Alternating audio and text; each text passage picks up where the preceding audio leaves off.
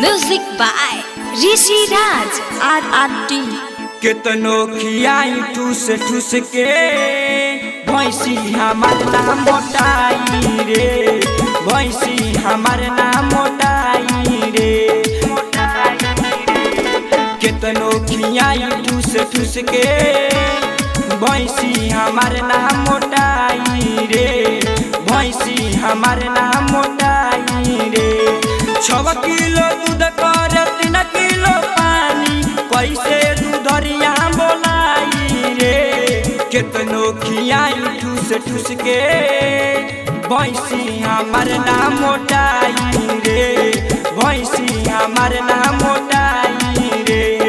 केतनो खियाई ठूस ठूस के भैंसी हमार नाम मोटाई रे, भैंसी हमार नाम मोटाई रे, भैंसी हमार नाम मोटाई रे। Recording by RRT digital recording studio छड़ादन। भैंसी हमार नाम मोटाई रे। गौआ जबाना मारत बाडे ताना, या मन करे खोली बे लगाई रे। कितना दिन बीत गईल अबिल ना ठीक भइल, मन करे दोसर लियाई रे।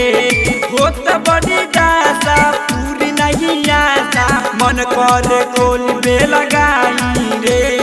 कितनो खियाई ठूस ठूस के भैंसी हमार नाम मोटाई रे, भैंसी हमार नाम मोटाई रे, भैंसी हमार नाम मोटाई रे, मोटाई रे।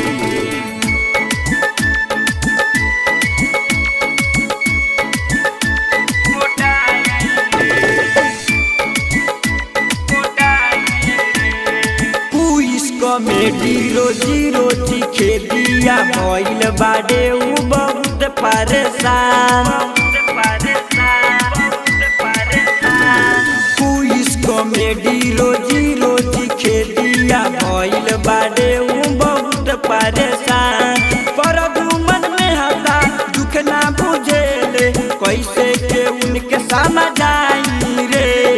कितनो खियाई ठूस ठूस के भैंसी हमार नाम मोटाई रे, भैंसी हमार नाम मोटाई रे।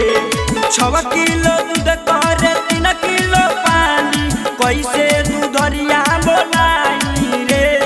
कितनो खियाई ठूस ठूस के भैंसी हमार नाम मोटाई रे, भैंसी हमार नाम मोटाई रे।